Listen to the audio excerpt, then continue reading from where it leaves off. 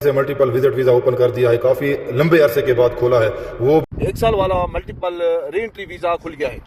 अभी जिस दोस्त को अपनी फैमिली बुलवानी है, भाई बुलाना है, माँ बाप बुलवाने हैं, तो वो बुलवा सकते हैं। जी परदेसी भाइयों, आप लोगों ने क्लिप सुन लिए। इनको लेकर बहुत सारे प्यारे परदेसी भाइयों के सवालात थे। फैमिली विजिट वीजा मल्टीपल की अपडेट क्या है वो आपको बताएंगे।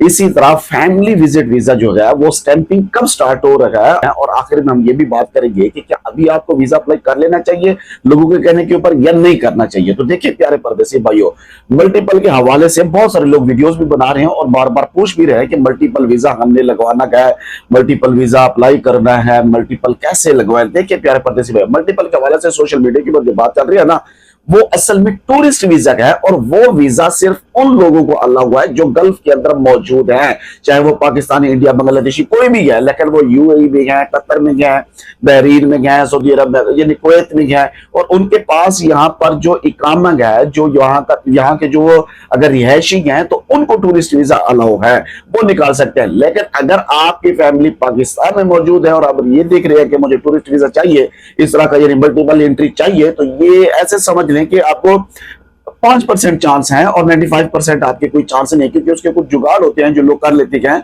लेकिन मैं आपको ये रिकमेंड नहीं करूंगा कि आप उस तरफ जाएं।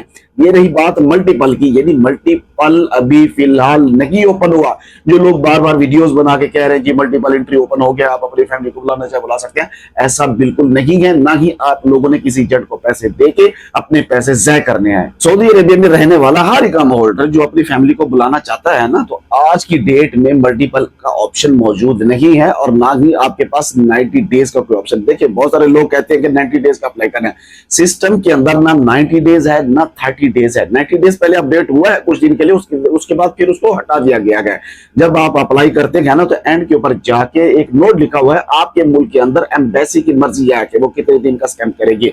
एम्बेसी का जो सिस्टम है ना, वो जो सामने आ गया है, वो आपका जो वीजा है वो इस वक्त 30 डेज का स्टैंप होगा, उससे ज्यादा नहीं होगा। उसके बाद आपकी जो फैमिली है वो सऊदी अरब पहुंचेगी, फिर 1 महीने का स्टैंप होगा, फिर दोबारा आपको 1 महीने का स्टैंप होगा, यानी टोटल आपको यानी 3 महीने जो ऑनलाइन स्टैंप हो जाता है।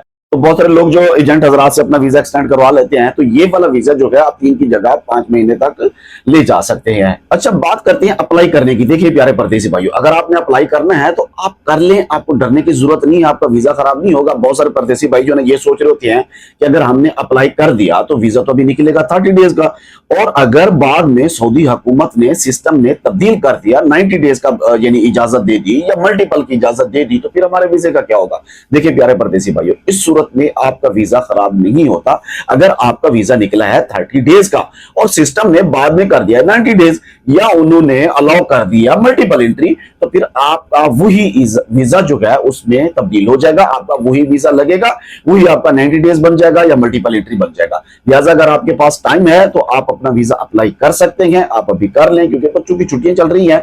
अगर छुट्टियां चली गई तो फिर छुट्टियां हाथ नहीं आएंगी। लिहाजा अगर आप अप्लाई करना चाहते हैं तो कर लें, आपका वीजा खराब नहीं होगा। तो लिहाजा परदेसी भाइयों, आप लोगों ने एजेंट के हत्थे नहीं चढ़ना, अपने पैसे जाया नहीं करने, आपका मल्टीपल एंट्री नहीं लगेगा। ये मैं आपको बार बार समझा रहा हूं, बार बार बता रहा हूं।